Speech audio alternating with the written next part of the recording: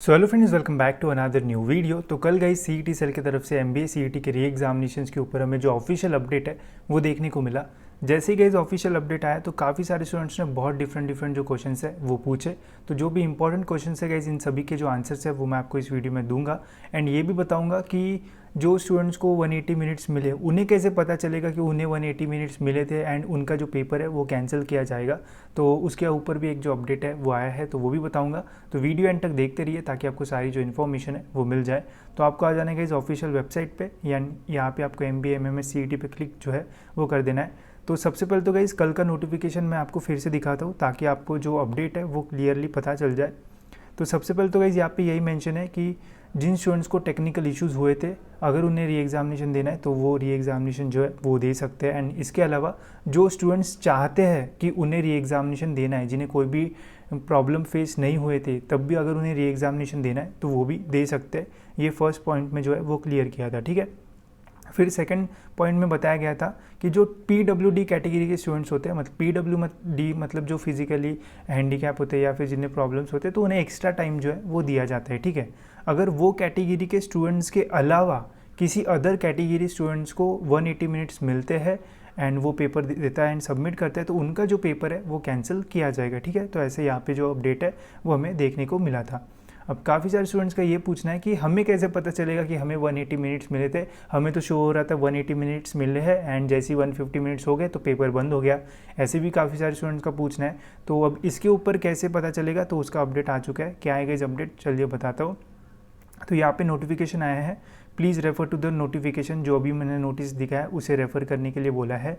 In this regard it is inform that the list of candidates other than those belonging to the PW category who got examination time of 180 minutes instead of mandatory 150 minutes will shortly be displayed on this portal for information of candidates, ठीक है।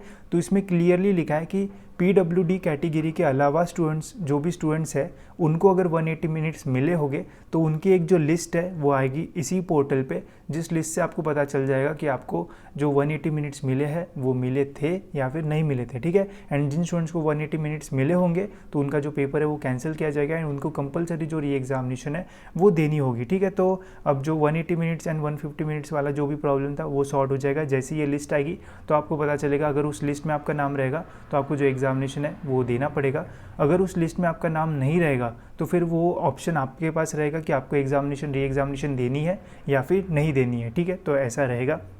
अब इसके अलावा जो dates है वो भी important है कि कब आपको रजिस्टर करना है। तो 6 तारीख से लेकर तो 11 तारीख के बीच में आपको री एग्जामिनेशन के लिए अपीयर करना है, ठीक है।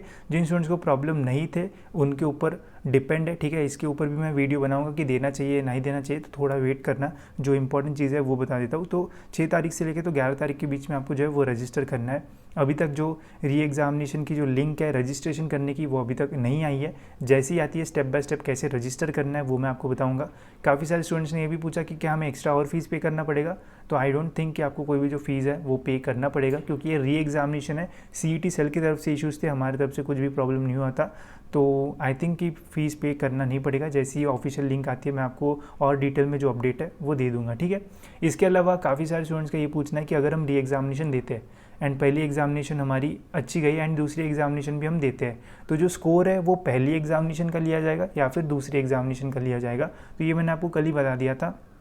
यहाँ पे क्लियरली लिखा है CET results of all this candidates will be declared on the basis of the re examination only, ठीक है। तो अगर आप री एग्जामिनेशन देते हो तो आपको जो पहले एग्जामिनेशन का स्कोर है वो नहीं देखा जाएगा, चाहे उसमें आपको 200 में से 200 भी मिले हो, आपका जो री एग्जामिनेशन का स्कोर है वही देखा जाएगा, ठीक है। तो आपको जो री एग्जामिनेशन है वो सोच समझ के देनी होगी, जिनको कोई भी जो प्रॉब्लम्स है वो फेस नहीं करने पड़े, ठीक है। एंड इसके अलावा जिनको 180 मिनट्स मिले होंगे अदर दैन PWD कैटेगरी, उनकी जैसे ही लिस्ट आएगी तो आपको समझ में आएगा कि आपका उसमें नाम है या फिर नहीं है। एंड जिनको टेक्निकल इश्यूज़ फेस करना पड़ा था उनको तो एग्जामिनेशन मतलब देना ही पड़ेगा, क्योंकि उनका पेपर ही कंप्लीट नहीं हुआ था, ठीक है। तो अभी गाइज आपको होप सो सारी चीज़ें समझ में आ गई होगी। अगर अभी भी कुछ डाउट है तो कमेंट कर देना, ठीक है। मैं एक पिन कमेंट करूँगा, उसके नीचे मुझे बता देना कि क्या क्या आपको और पूछना है, तो उसके ऊपर भी मैं वीडियो बना के आपको सारी जो चीज़ें वो और भी डिटेल में बता दूंगा। एंड जैसे ही प्रोसेस स्टार्ट होती है री एग्जामिनेशन की तो मैं वीडियो बना के बताऊँगा कि कैसे फॉर्म फिल करना है एंड कहाँ पे सारे जो अपडेट्स है वो देखना है, ठीक है। इसके अलावा व्हाट्सएप ग्रुप ज्वाइन कर लेना, लिंक आपको डिस्क्रिप्शन में मिल जाएगी। वहाँ पे भी अगर कुछ इंपॉर्टेंट है तो वहाँ पे मैं पोस्ट कर दूंगा ताकि ताकि आपको सभी स्टूडेंट्स को जो इन्फॉर्मेशन है वो मिल जाए। ठीक है, तो इस वीडियो में इतना ही गाइस। होप सो आपको वीडियो इन्फॉर्मेटिव लगा होगा। चैनल को सब्सक्राइब कर देना ताकि आपको टाइम पे सारे जो अपडेट्स है वो मिलते रहे। एंड ऑल द बेस्ट अगर आप री एग्जामिनेशंस के लिए अप्लाई कर रहे हो तो, क्योंकि अभी आपको वापस से जो प्रिपरेशन है वो स्टार्ट करनी होगी। ठीक है, तो मिलते हैं गाइस ऐसी और एक इन्फॉर्मेटिव वीडियो में।